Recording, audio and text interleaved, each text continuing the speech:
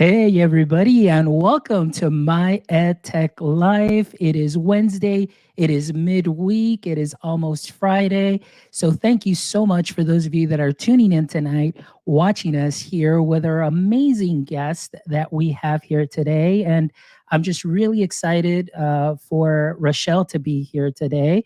And it's just been a pleasure to get to know her, follow her on Twitter, and just get to learn a lot from her. So, guys, today it's going to be a great show. We're going to be talking about one of her books that I recently read. So, it's amazing, guys, that I finished reading a book and now I have the author of the book here on the show. Rachelle, thank you so much for joining us here today on My EdTech Life. I really Yeah. appreciate you taking the time to be here. How are you today? I'm great. It's good to see you. I haven't seen you in almost like a year since I think TCEA, but I do have to say that intro that you had there was pretty awesome. I love the music. It was very cool. So thanks for Thank having me today. you, thank you. I really appreciate it. And you're the first guest with the new intro Yeah. that I was just like, I want to put this out there and just share it with everybody. But I said, no, no, no, I'm going to hold on to it for the show. And so I really want to give a shout out to Ismael Martinez. He is an amazing creator here from the Rio Grande Valley and their 956 area code. And you can find him on Life Through Lens 2017 on Instagram. So thank you, Ismael, for just doing amazing work. And I'm really excited to continue working with you. So, okay, so let's go ahead and dive in. So, real quick, for those of you that are new to the show, thank you so much for joining us. Thank you so much to all our supporters. You can find us here on YouTube, Facebook, Twitter. You can find us on Twitch, also streaming live. And now to Rachelle. Again, Rachelle is just an amazing, amazing person. So, just in case, just here's a little background about Rachelle. Rachelle is an emerging technology presenter, which I have been blessed to have the opportunity to present alongside her at TCEA. She is a Spanish STEAM teacher, author, and lawyer. So imagine that, all of that wrapped up in this package that we see here today. Rachelle, we were talking earlier. It's like, how do you do it? How do you find time to do all of this? But maybe Yeah. that'll be a different show. Yeah, maybe. Yeah, no. I mean, Uh, you said emerging technology and the presenting it. I started to laugh because I remember the day that I at TCA, I walked in to check on to see if Jamie needed anything, and then she just made me go up and like help out. Like, okay, didn't see that coming. So yeah. So shout out to Jamie Donnelly. I know, she's been amazing. Same thing happened there at TCA. I just stopped her, and then she's like, "Hey, what are you doing right now? You want to come up with me?" I was like, "Okay, sure." So in the similar way, we ended up all three of us on the stage presenting that day. So that was yeah, great. was yep. All right. So Rochelle, again, I'm really excited. I did get your book. I read it. This book, Unconventional, and I'll let the audience or let our audience know where they can find it, towards the end of the show. But this book right here, guys, if you can see it, Unconventional Ways to Thrive in EDU. Definitely a book that I really recommend to all my educator friends that may have never read it or are curious. Just if you want a good book with some great reading and great strategies, Rochelle does an amazing job in this book, and in her writing. And she has what, two other books, three other books that you have available too as well.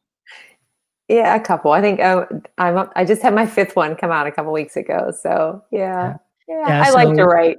yeah, so definitely look her up on Amazon. But Rochelle, I wanted to talk a little bit about this book and a lot of the things that definitely just resonated with me. And from the time that I opened the book, and I'm being very sincere here, from the time that I opened the book till I flipped to the last page, I was able to identify myself in some aspect, not only to you as far as the way your experience, but I also learned so much and gained so much from what was written, strategies, ideas, different ways of seeing things that maybe I had never seen before. And it was just a really great experience altogether. And one of the things that I want to start off with, as far as talking about the book, is you start up right off the bat with something that I believe is really, really important. And I know we talked back, before the show saying, I know we talk about this a lot.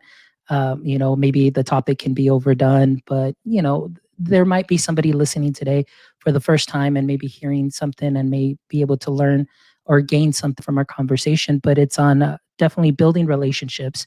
Relationships are the foundation. Through your experience in teaching, Rachelle, can you give us just a little bit of your experience as far as uh, relationship building and the good that comes from that in your classroom or now even through virtual instruction? Yeah, it's over the course of my teaching career, which spans a lot of years at this point, I never say a specific number, honestly, because I kind of forget because time goes so fast. But I know when I started teaching, I mean, I was building relationships with students, and for the first like a couple of years that I taught, but then for some reason I kind of changed, and I really don't know why that was. I think that I felt like I was there to just teach, and that wasn't part of what I should do. I was there to teach at the time French and Spanish, and do everything each day, go on to the next day. But then after a really long time of that happening, I started to notice that my students weren't engaged in class. I also I started to feel a little bit differently, and part of it was just my own thinking that came to be, but also some of it was because I had some groups of students who, when they were in 7th and 8th grade, they would just, it was just a different experience. They would joke around a little bit, and whether or not I wanted them to do this, like they pulled me into whatever whatever they wanted to change from the lesson, what we were learning. And that started to kind of change my experience, because I was like, okay, these students are really interested in learning Spanish and they're excited, but they also want to share like who they are, what their experiences are. And again, like that was uncomfortable for me at first, because in high school, I didn't really have that same experience. I mean, we had some teachers that greeted you at the door and asked how you were doing. And really, like my French teacher in high school, which was one of them was fantastic. How you doing? How's school? How's your classes? Right in your face. She really cared, and you knew that. But the rest of my teachers, and not that, I'm saying anything poorly against them, but it was just a total different experience from what I had as a student compared to, in my classroom. So I was really not sure how to kind of navigate that. But this group of students just started to, make the connections. And of course, they grew on me. And then I found myself really wanting to do more for them, not just in my classroom, but other opportunities where I was finding, technology showcases, getting them to do some presentations. And then in doing that, that was like something that started to bond us. And then I started to see all of these other results, like not just within, my experience as a teacher and having those connections and conversations, but also in the way that they were interacting with each other in the classroom. And I thought, okay, this is something here that I need to really focus on more. And then truly, it goes back to probably my whole law school experience, because I've said this so many times, that had it not been for going to law school and so many of the benefits that came from that, I really don't think that I would be, I probably can say with almost certainty that I would not still be in teaching. I don't really know what I would be doing. Maybe I'd be an attorney at this point. But I got to experience, again, being a student, seeing the role of a teacher in a different light, and the importance of like mentoring and building those relationships. And so that really started to bring about changes for me in, personally, and then in my classroom with my students. And so since that point, which now has probably been, I mean, law school has been a while, but with these students, it's probably like 8 or 9 years now that has evolved over time. And so it made a huge difference for me. And that's why I think it is so important to have those relationships, especially now, like where we're not necessarily in the same physical space, to set up those connections. And that was a really long answer. I'm sorry. No, no, no, no. But it's all great. I mean, it really truly is something that I believe it is at the most basic but most important thing that we, even as a human being, just building that relationship, building that rapport. I mean, you're putting your trust in somebody. Like as a student, I'm going to put my trust in my teacher to make sure that I learn what I need to do. Like if you're a lawyer, I'm going to put my trust in you that you're going to help me in whatever it is that I need to get out of or get into or whatever the case is. So relationships are definitely very important. And, just even the teacher, like your experience with those teachers that you had that just would engage you. I mean, they really just made you want to come to class all the time and just to see them and learn from them, because they engaged you in such a way that inspired you. They took time to get to know you. And I think one of those things, like you mentioned, you mentioned to yourself, like, I don't know where I would be with if I wasn't teaching. I don't know. I tried business, I came into teaching, and now I don't even know. Like, I can't see myself not being in education anymore because I love this. The fell in love with building those relationships. And although I may be serving in a different capacity, no longer in the classroom, but I'm still building relationships with teachers. I'm building relationships with parents and the community, and to help them out. And I think that's something that is very important, and especially more so now. One of my great friends, Devin Rossiter, when this whole virtual learning thing took place, he mentioned something that has always stuck to my head, and he said, "We as teachers or educators, we are guests in those students' homes." So you don't let just anybody in. Like, if it's your house, you're just not gonna somebody knocks on the door, you're just gonna let them in. You have to know who it is. You have to trust them. So I believe that it works the same way, whereas a teacher, me being a guest in that student's home, I need to also get to know them, build that rapport, build that friendship. And I think that's something that's very important. Yeah, as you're talking, I'm thinking about just specific. I mean, even in the last, let's see, couple of years, I had some students who came back, wrote me letters at the end of the year to thank me for whatever, whatever the way that I was teaching, or just I forget how the one had written it, but it was the nicest note card. But I had never gotten those things, and so the first time I got, I'm like, what is this? And then I read it. I mean, I always say my eyes sweat, but I thought, wow, like after all of these years, I guess maybe what I'm doing, the fact that I've kind of, relaxed a little bit and been more open to that. But it was hard at first, but the benefits, especially for me as a language teacher, I'm the only Spanish teacher in my school. And so for some of my students, if they have me in 8th grade for the STEAM course, and then they take Spanish, if they take 4 years of language, or even potentially 5, depending on, if they start earlier, I have them for a long time. So we have to build those relationships. And sometimes it's not always the easiest to do. I mean, there have been times where I've thought of every single thing I could possibly think of. And then just all of a sudden you just have like that quick interaction, or you have a conversation. Like I saw the one student one time, I tried all year, like, what's it going to take? I tried to be like funny, or you name it. I tried it. And I just so happened to see that on the floor was the book Ready Player One, which I had read. And I loved that book. It was so nostalgic for me.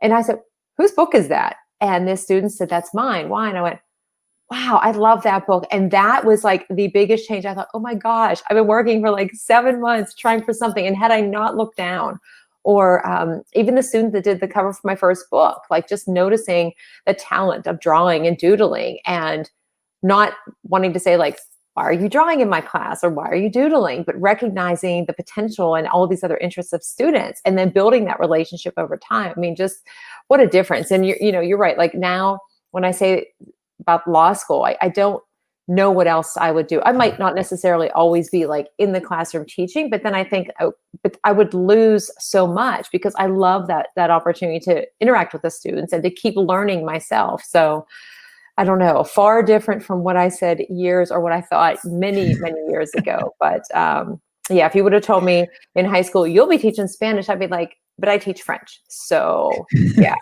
yeah. Hey, same thing. They're like, I would It's have a never thought I'd language. be a teacher. Yeah, it's a language. There you go.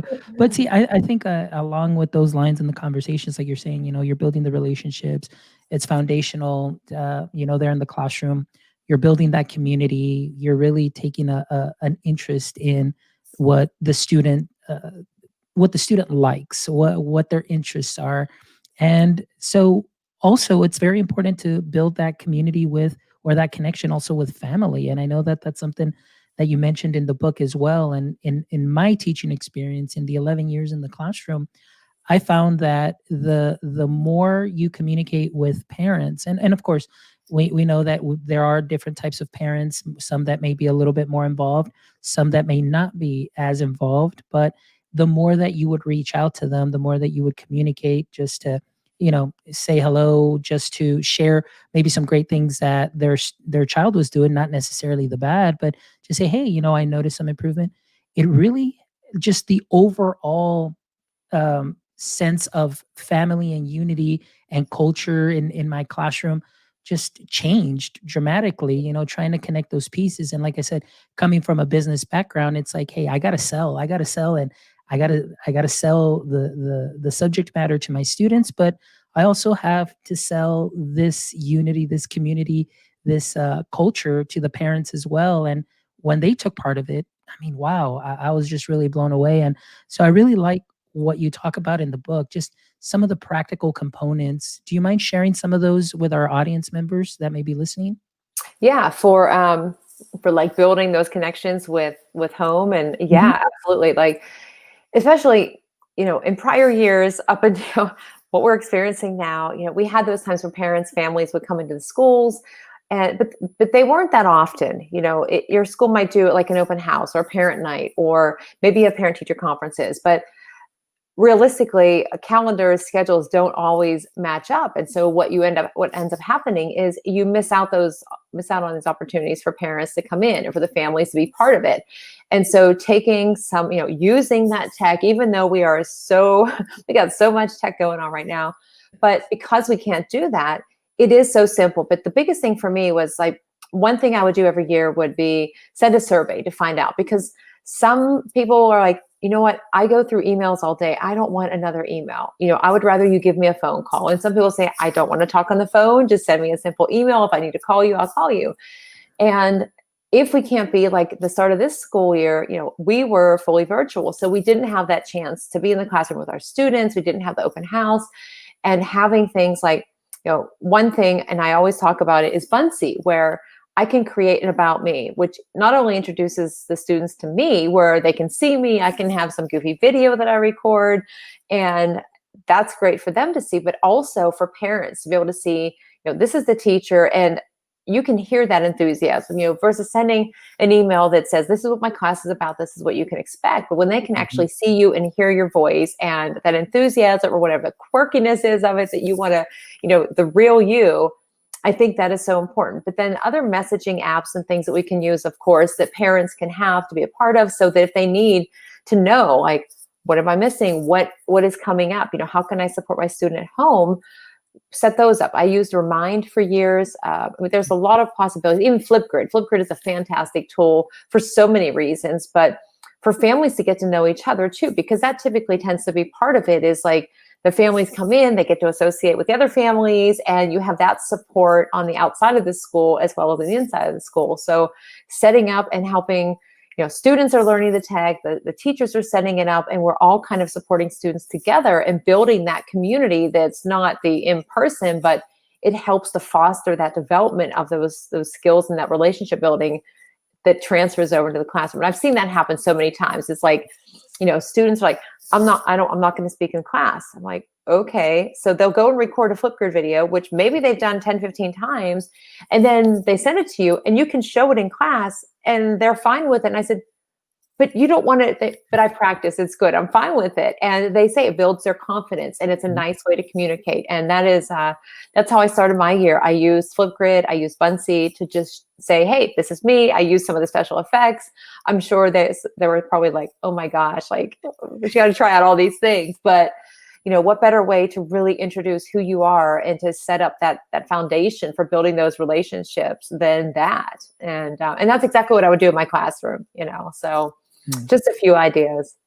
That's great. I mean, just that reminds me also, just my last couple of years in the classroom doing fifth grade, and being able to build that community, like you said, sending messages. I would use Seesaw, Yeah. and I would, share everything with the families, so the students would do their work, and they love that they would get a genuine response. I mean, you have parents that would put like, or they create a video, and then what I would start doing is I would invite parents that were able to come during the class periods as the students created just presentations. I would just say, hey, here's, what I need. Here are your choices. You can either work as a group and create a slide deck. You can do this other type of presentation, whatever the case was. But one of the things was that they would have to present in front of the class, or create a video that they would present in front of the class. But we started getting parents coming in, and the parents, at first it was like, two or three. And then I guess, parents talk and they have their own channels of communication where they're like, hey, did you know that maybe so and so is doing this? So then all of a sudden I started getting more parents. Before you knew it, every time we had an event, parents were bringing in snacks. It was kind of like the T-ball parents, like they would bring in snacks for the class just because everybody participated and did something. And it was just something phenomenal. But it really does help it does affect your classroom in a positive way because everybody's connected. And I think too, now you mentioned with so much tech, everybody's learning it together, whether it's the student, the parent also as well. It's a community effort. And of course you do run into some obstacles and some frustrations, but you're working through this together. And I think that also helps a bit in building that community. So that's awesome. That's great. Now, let's talk a little bit. I know I read some of my favorite topics here, and I said, let me speak to the author about this. I'm really excited, but just passion for knowledge, igniting passion for knowledge. I know, right now, maybe a lot of teachers may feel like I'm so overwhelmed. What can I do? I can't do any extra stuff. What are some ways that now that you've switched over from traditional classroom now to online learning? What are some ways that you still continue to ignite a passion for knowledge with your students? Yeah, it's, one thing that I'm trying to think, it's hard to say, it's like, it's almost been a year now since, school's closed and everything. And we're like, all right, everything's online. Like, what do we do? And it didn't matter how much tech use you had been having in your classroom or how much technology experience you had, because it was like, okay, what do I do from here? And one thing that I thought that was really a good idea at that point was anything that you've thought about doing but never had time for, or something you've been curious about and you're, I don't have time to get into that, or there's too much, or I don't know if it would work. The end of the last school year was the best time to do that because, what else, right? Everything was kind of all over the place. So to just branch out and try something differently. And it's not always about the technology tools, but it's about, the methods or whatever we're using. And project-based learning, for example, is something that I think, or Genius Hour, choice boards, those types of things where it doesn't matter if you're in the classroom, if you're virtual, if you're hybrid, having all those possibilities where, let's say we're in school today and we go home, we don't have any of our books, we have nothing, no materials. And then we found out, what, hey, school's closed for 3 weeks, which would be like, oh, no, not again. But if we have some of those options, or even if you haven't done that, a quick Google search or go into some of the websites like HyperDocs or something, those they already have. That's the beauty of it. So many of these have so many templates and things available in the library that you really don't have to invest a ton of time. You just have to get something to start. And then, and you all know this too, especially when it comes to like augmented virtual reality creation. There's so much to know about it. There's no way we can know it all. We just have to know enough and then get the students to start and then just peek over their shoulders and learn like, oh, I've been trying to do that for 2 months and you just did it. So I learned that much faster. But taking those opportunities to just try some of those that work in either of the environments we might find ourselves in, but also, give students that chance to like make their own decisions or to be curious about something. I had a kid last year for Genius Hour, and I told this story a couple of weeks ago that I wanted them to I didn't really care what they did for Genius Hour. Are you interested in something? And it was hard for them at first because they're like, but what am I supposed to do? What am I supposed to create? What do I study? And I said, whatever you want. So I had a student who took his camera, his phone, and walked around his house and recorded. And he just was like showing things and said, yep, I have all this random stuff and I'm going to try and put all of these things into something that I create and I'll let you know how that goes. And he ended up creating something, but just all of those skills, like he was curious, like, can I do this? He was creative because he built something that was supposed to be like a backpack cooler, I think it was, with some fans. So it was neat to see what he had done. But giving the students a chance to explore something on their own, to be more independent, or if it's using tools that we've already been using, finding different ways to use them, because that's the other thing about it is so many of them aren't just like a tool for assessment or for creating like, I don't know, an infographic, for example. We can use them in so many different ways. And my students have come up with so many ways to use some of the tools where I think, wait a minute, I didn't even think about that. Or in other cases, I never thought about them being the creators with some of these things, like a Nearpod. I mean, I had a kid who he didn't want to use technology, didn't want to do a project, just wanted to draw something. And he came in with a Nearpod lesson a couple of years ago that he created. I was like, are you kidding me? Like, you didn't want to do any of this stuff. You hate technology, but you're always on your cell phone. But whenever they have that, I said to them, it doesn't matter what you use to create it. Here's what I need for you to put into it. It's a verb tense, it's vocab, but how you do that is up to you. And some students need a direction because that open, like, what do I choose from? But then they get started. But then you see, like, they're invested in it, they're curious about it, they're excited for it. And then it's also good for us because we learn so much more from them and way faster whenever they're the ones that are actually showing us how to do it. So, so many possibilities, but you don't have to, especially with so many things going on, you don't have to do all the things. You just need to find one or two that really enable you to do a lot. Yeah, no, and I completely agree with you on that. Sometimes I think, like Mel had just mentioned here. By the way, thank you, Mel, for being here. Mel is my Australian friend via Colombia. She's teaching in Colombia, and of course, we have Leslie Altman here, who is from Australia. So, hi, Leslie. Thank you so much for joining us. I really appreciate you being here. And I think Mel had mentioned earlier. She said, here we go. Here's her comment. It says, "Oh yeah, so many cool tools out there. I think I use too many." Me And too. I think that's what one of the things that we're seeing now is that, there's so much stuff out there. How do you pick what is the best for your student or to learn? And I think for the most part, like you said, you have an idea of what you want them to do, but here are the various tools. Pick one that you feel comfortable with, and sometimes you're surprised with the things that they come up with. And that's one of the aspects of being in the classroom that I loved the most, is when I actually learned from my students, because we would do one thing in our first period class. So we'd be doing there some science, and then we'd be introducing some scratch coding, or we'd be using the makey kits to come up and program solar systems.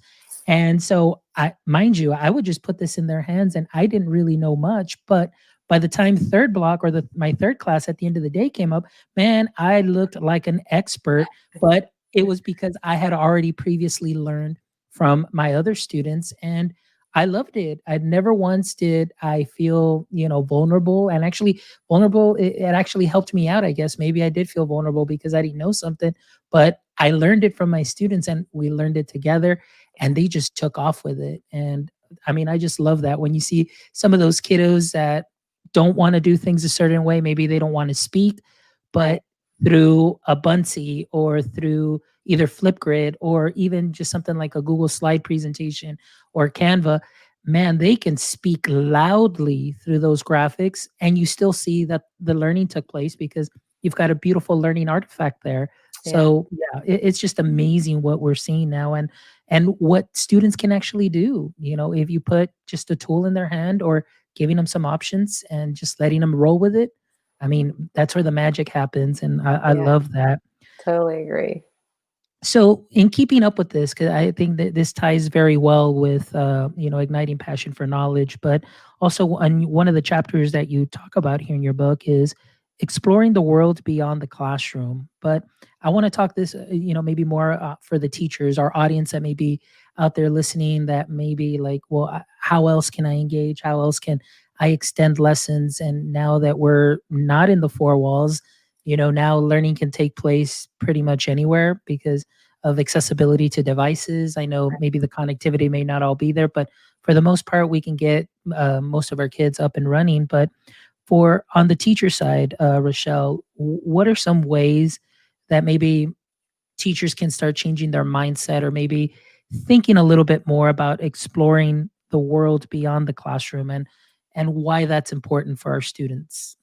Yeah, I have to think, it goes back to project-based learning a couple of years ago. I mean, as a language teacher, I remember, well, as a language student, we did pen pals, being old school, write it out, send it, you hope you get a response, and the time that took. And then a few years ago, we were doing project-based learning, and we were using Edmodo at the time. And so I just reached out to some of the different educators to see if anybody from, any Spanish-speaking country wanted to connect their students with mine to kind of just have conversations, because my students wanted to ask questions about, what's it like to live there? What are your family customs, traditions? And I guess the initial, like, here we go with PBL, because I was totally wrong about what PBL was for years. But then whenever we had those connections, it didn't really require a ton of extra time on my part. I just set up that initial, here's my class, here's your class. I set up a group on Edmodo, and then the students just interacted and had the questions, posted pictures, asked, whatever it was that they wanted to know about, solely written in that space. So it was it was great for practicing digital citizenship skills and for building that, like, those social connections and relationships with those students. But then we just added a little bit at a time. And so the next thing we did was 2 months in, I think I added on Flipgrid.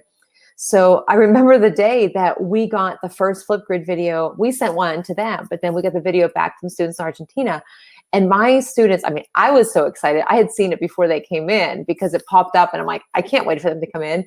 But then when they came in and they saw it, and they were just, like, wow, like, that's the person I've been talking to. And, it's so neat to see them. And then they could see their uniforms and the school, and the fact that it was like an open campus. And then one of the students pushed over and had a moped. They're like, why does he have a moped at school? And, their lunch, and the fact that, some of them were carrying, like, they had a big thermos, and the kids are like, why are they holding a thermos? I'm like, well, they're drinking mate. And they're like, what's mate? And, just all of these conversations that evolved, that it wasn't anything that took my time to create. It was those kids that made that video. Their teacher helped them. They set it up. I think they were sophomores and juniors, but they recorded short videos, and we would send them back and forth. And whether the video was like a, 60-second, 2-minute, the learning and the questions and the curiosity that stemmed from that. Sometimes it took over our entire period, which some people might think, oh, I just lost my whole period. But it was such authentic and, like, meaningful conversations for them that we just continued to add different tools into it. So, like, we added in Bunsey, and my students created an About Me, where they recorded a short video introduction and shared it with the students in Argentina, who then, they'd never heard of Bunsey. So then they were like, what's this Bunsey thing? So they made a Bunsey and sent it back to mine, who, of course, were like, why do they get to go home for 2 hours for lunch? Just these different questions. So beyond just that PBL, which I thought, yeah, we're going to have these, global connections, then they kept adding on these other components to it, building the language skills, but also building their global awareness and, social awareness too, which then now ties into social emotional learning. So helping our students to learn more about, like, yeah, I want them to learn Spanish. Are they all going to become Spanish teachers? No, but I guarantee that I will have several at some point. That's why I always tell them, like, I didn't think I would be a Spanish teacher in high school. We'll see what happens. But they're building skills that are good for now. They're learning the language, but they're also developing technology skills, but more importantly, those social emotional skills that tie in directly to what they'll be doing when they leave high school, if they go on to a 4-year college or some other career education, or get into the world of work. And so that's kind of another long answer for you, but it's just like, it does it, when I look back at the whole process of all of the components of that, for example, there is so much in it, but it wasn't that I did all of that at once, because that would have overwhelmed me completely and overwhelmed the students. They've been like, why do we got to do so much stuff? But just adding one thing at a time and seeing where it went. So then at the end of the year, we ended up with a Skype, and just having all of that technology and building so much of, the knowledge base, but that awareness, developing empathy. There were so many components that became part of that it's like, wow, all that really took was me setting up that initial Edmodo and a couple other steps along the way. And I had students come back that said, you know what, like, I've never had a learning experience like that. I was able to learn so much by asking that one student specific questions. What's it like to live there? And then the other part of it that was just blew me away was students said, I really stopped caring about the grade. I just wanted to know, what was I going to learn next? What could I do next? And then, the next step of that was learning about the Sustainable Development Goals. And, I have students who are in some different groups in my school, like Model United Nations, who really care a lot about what they're learning. And the fact that they could then bring that into Spanish, it was like, it was a lot. And I just thought, I wish I could have done that, long ago. But we also did bring in the VR with that, because Nearpod was one of them, and they created a trip for the students in Argentina to come to Pittsburgh, and like, hey, here's what you can see. And same thing happened. The students in Argentina said, what's this Nearpod thing? And they made a come to Argentina trip. So it's a lot. Like, I just dumped a lot of, like, tools and ideas, but the whole thing is, like, I wish I would have done that sooner, because in my mind, I thought it was just this really big process, which it is if you do it all at once. And that's, I think the lesson is like, you don't have to do all the things at the same time. You just have to start with one thing, one idea, and let the kids take it in their own direction. Pick an AR, VR tool, show them this is what it is. And I tell you what, and you probably say the same thing, is like, you're ready to say, okay, now what you want to do is go here. And meanwhile, they've got some like dancing thing around you that they've already Snapchatted probably to all of their friends. And you haven't even finished telling them how to set up an account. So it's like, you just got to start, let them go, and cross your fingers that it's not all out there on social media. No, I'm kidding. Yeah. No, but I really loved everything that you said, because I did have a previous guest, Pedro Aparicio. We did a show in Spanish, and he has a project called Aulas Conectadas, which is, connected classrooms. Yeah. And he definitely explained the same thing. He, in his classroom, what they do is they'll connect with somebody from South America. They learn about their culture, and it's just a nice cultural exchange, lessons, customs, everything. And just the way that you described it. And he said, it just started with just one tool, one idea, and the same reaction. The way that you explained it is his kids were just so like, what's next? Like, what else can we do? When else can we meet? Can we do this? And just that sharing of ideas. And I know Leslie puts a wonderful comment here. Leslie says, global conversation sparks so much interest in students of all ages. So, there's definitely a lot to be said about now, at least with technology, being available to us now, to be able to meet with classrooms all over the world and continue to learn from one another. It's definitely something that is great. And like you said, starting with one tool, teachers may feel a little uncomfortable at first because they may not know the tool. But like you said, hey, you just got to know a little bit, let the students work with it, see where that takes you. And you're, again, building that community and working on something that is amazing. So that's definitely amazing. Now, last thing, that I want to talk about today, and then that way we'll let all our audience members know where they can find your amazing books. And this one definitely is one of the ones that I highly recommend. And the only reason I say that is because I still need read the other two, but I'm going to read those too. Okay. But I wanted to talk about, you have a chapter here about surrounding ourselves. And this is more, for educators. And this is something that I really love. I'm all about the PLF, personal learning family. That's what I call it. People call it the PLN, PLCs, whatever. But to me, everybody's family. You're a part of my PLF because you're here on the show, and anybody that connects with me. But surrounding ourselves. Now, we talked about this a little bit too prior to the show, and Dr. Dan Kreines was here, who's also you do a show together. And that show's great, by the way. It's really awesome. And so he mentioned, and he quoted George Koros and saying, now, well, I'm going to misquote, but something along that line, where nowadays, if teachers choose to work in isolation, that's kind of on them, sort of, in other words, we need to kind of get out of that mode and know that there is a world out there outside of just our silos in our classroom. But now we have access to other educators. And I definitely love to surround myself with people that are knowledgeable, that are maybe subject matter experts in their fields, such as you, as far as authoring, as far as what you've done, through the use of technology, immersive technology, the things you do, my global GEG family, that continues to grow. And so for me, it's been a huge benefit to connect. Now, Rachelle, in your book, you explain this too as well. Can you tell us maybe at first how you started, maybe the very first connection that you made, if you can, remember that? Yeah, and it's funny that we talk about this because, I have a podcast where I basically talk to myself and entertain myself in a conversation. And I did one today, and it was all about like connecting a PLN and where to get started. But, for many years, like I said before, is I kept to myself, for gosh, 20 years ago teaching, we didn't have all the technology. We didn't have all the social media networks and platforms that we could use to connect anytime from anywhere. And so we were limited to, teachers in our school, or if we went to conferences, somebody locally, friends of ours, maybe from high school, college, that were teachers that you kind of connected with. But even doing that, finding the time to do that was, at the end of a school day, you're just like, I'm done, I just want the quiet time. But now, when I think back to when I actually first became connected, I didn't want to get Twitter or Facebook or any of those things. I totally misunderstood them. I just thought they were for, sharing, this is what I'm eating, this is where I am, this is what I'm doing, or for celebrities. I mean, that was just my very limited interaction with any of them.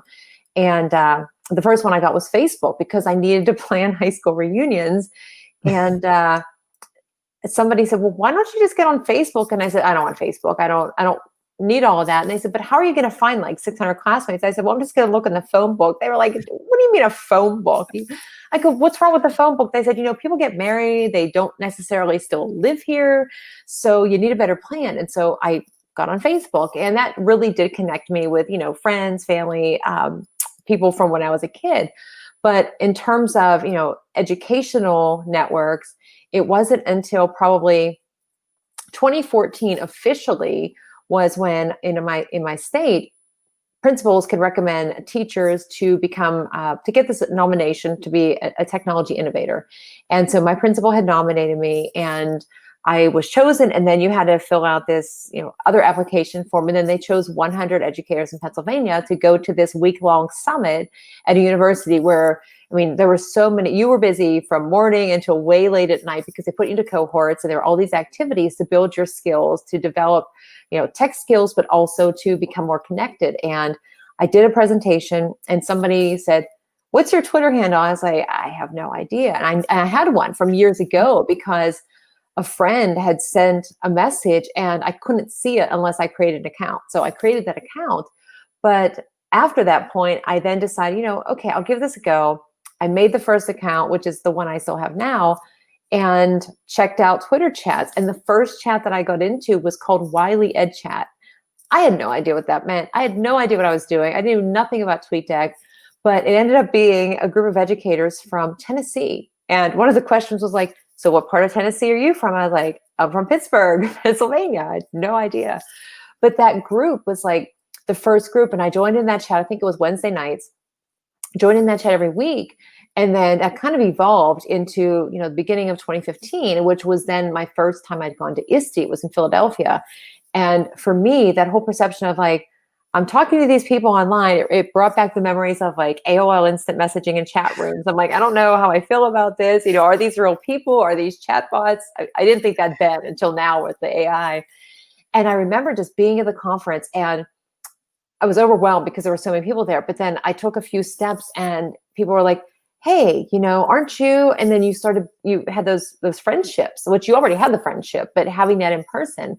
And then since that time, I just started to kind of add on different networks and to build and to get more involved. And now I know what Twitter chats are about. I know all about TweetDeck.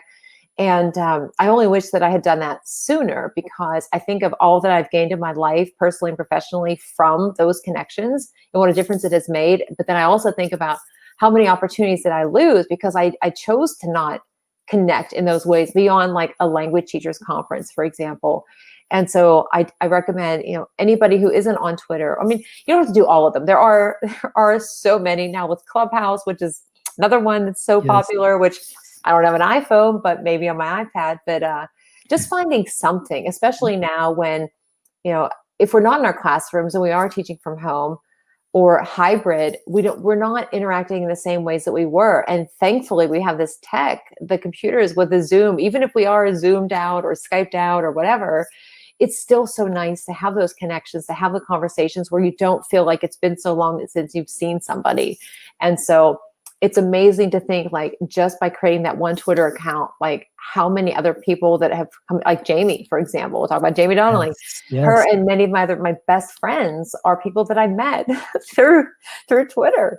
And I have really good friends who I have not had the chance to meet yet in person. And I just think, like, I talk to some of them every single day. And if I didn't have any of them, I would be so lonely at this point. So I wouldn't know you from any of these connections either. And it's just all about those opportunities. And so it's a choice that if we make that choice to not connect, it's also a choice we're making kind of for our students and everybody we work with, because we have that potential to bring in so many new ideas or to find the support when we're frustrated, or we feel like, you know what, I'm not cut out for teaching. I don't need to do this, or I shouldn't be doing this. And then you just have that one person even that says, hey, wait a minute, like slow down. And you can talk to him, because what you're experiencing, there's somebody else out there that's experiencing it. And you need to also tell your story and share that, because it might just be that what that one person needs. So Yes. I don't know. I rewind and I think, like, I wrote a series of like 5 blog posts years ago about like, and I was wrong about this one and I was wrong about that one. So yeah. Well, no, and I agree with you. I mean, it's just so great to be connected with so many, because if it wasn't for those Twitter chats, AR, VR, and EDU, Yeah. I wouldn't have had the opportunity to meet you, and then of course get pulled up on stage by Jamie and presenting together, and now you're a guest on the show, and I'm just so excited because I just continue learning from you. That connection that you make is just a friendship that I would have never made that here. I mean, and that sounds weird, but you do have your PLCs here, but I want people to know that, I mean, it can start with something local, just like your school, then you Yeah. can go state level, national, and even global level. I mean, everybody is pretty much a Twitter handle away, one tweet away, a DM away from helping or answering any questions. And sometimes, like I was talking to Rachelle earlier, is maybe sometimes as educators or teachers, we may feel a little intimidated because somebody might be edufamous. They have more than 1,000 followers, and you're like, oh, I don't know if they're going to answer. But you know what? I've lost that fear, and sometimes I'll just reach out to people, and people are so approachable and so kind Yeah. and so nice, and they're always willing to help, and that's definitely something amazing. All right, my friend. Well, I would like for you to take a little bit of time here, Rachelle, to let our audience members know that are listening or will rewatch the show, where they can go ahead and find not only Unconventional, but the rest of your books that you have. Yeah. So all books are on Amazon and Barnes and Noble, but Mel's so funny. But I also I've been doing just like my own little author special, because I like to, I buy the books and then I can, sign the books. I can send some stickers in them and all of that. So I love doing that. And I just got some copies, yay, of, thank you, of my newest book. Actually, they just came in the mail yesterday. So I was sending out some books today, but I do have, I'll drop it in the chat for you too. But I try to make bit.lys that are easy for me to remember. But if anybody would so happen to want, because I've been like bundling them together too, because like the In Other Words is a book which you don't have to even be an educator to read it because of the quotes and the stories. But especially now, I love that we were talking about Unconventional, because if anybody's been thinking, I would like to try AR, VR, I don't know where to start and I don't have the time. Like, seriously, I've done all the groundwork for you, because I put it into like the easy steps. Here's what it looks like. Or my book with Isti, the Char New Course, same thing. I have stories from students and I have stories from other educators, because I want to save that time. Like that's my whole motivation, is if I can save you the time so you can just go and do it, then that's what my inspiration is about, or my passion is for, I should say. So yeah, would love to hear if anybody's reading the books. If you have other ideas to share, please let me know, because always looking for ideas. Awesome, Rachelle. And where else can maybe our audience members listen to you as well? Well, let's see, my own podcast, if you want to do that. But really, one of my favorite things is on Mondays and Fridays in my Thrive in EDU community, of which you are a member. Melody McAllister and I go live, and sometimes it's just us, and sometimes most of the time we have a guest talking about education, having some fun. And so I definitely invite everybody to join that as well, because it's a good space to just share what you're doing. If you're writing a blog, if you read a blog, if you're presenting on something, if you're completely frustrated, you just want to ask, a funny question, that is the space to do it in. So definitely recommend joining our group. Awesome. So, guys, there you have it. I mean, thank you so much, Rachelle, for being here. I know you've probably got some Twitter chats to get to in just a second, because it is Wednesday night, and Wednesday night is midweek Twitter chat week of the week, one of your many. But again, thank you so much, Rachelle. I really appreciate you taking the time again to be here and just sharing your knowledge, sharing your experience, because really, I mean, like I said, this book really resonated with me, and I'm glad that I had an opportunity to speak to you, like the person, the writer, and just get run what went through my head as I read this, and hear your perspective, and you be able to share with our audience members. And guys, thank you so much again for your support. I really appreciate it. Thank you for the feedback. I would just like to take this time to thank all our supporters. I'd like to thank Mel. I'd like to thank all of Global GEG. Thank you so much, Leslie, for being here. Thank you to everybody, all our audience members. But I also want to thank a special guest who sent an anonymous message. I really don't know. They just sent it through my pod page. And but this is what they sent. And guys, if you ever have any feedback or anything, please feel free to share. I mean, we definitely want to make sure that we're bringing you the best that we can. And so here's a nice message that I received from a listener. It says, "From an educator to an educator, thank you for inspiring us through this difficult time in education. I thought my spark for teaching was burning out, but listening to how other teachers are using technology to reach their students has brought back my flame. Thank you." Guys, That's awesome. I don't we don't do that. I don't do this show just so I can become like EduFamous or anything. Genuinely, what you see is what you get, and the show motto is always connecting educators one show at a time. And thank you so much for sending that message and giving us your feedback. I really love that. We're what we're doing is definitely helping fan that flame, and to continue to fan that flame, and just continue burning bright for our students. So thank you so much for that wonderful message, guys. All our supporters again. This Friday, guys, we've got a show this Friday. That's right. Usually it's Wednesdays and Saturdays, but we're making an exception. Friday night, we are going to have also the amazing Fiona Morrison, and we're going to be talking about STEM education in primaries, or excuse me, STEM education in primaries or primary grade levels. So that'll be happening this next show coming up on Friday. And we're doing 7 p.m., which will be approximately 10 a.m. in Australia on Saturday. So she's already in the future. So we're really excited about that. And so again, thank you so much, Rachelle. I appreciate you. Thank you. Everybody watching us, hit Rachelle up on that link. I did post it on the comments there on the show. You can rewatch, order her books, and she definitely does a wonderful job at personalizing them. And she does send you some awesome little swag stickers and everything. So again, guys, thank you so much. And we'll see you on Friday night. Bye.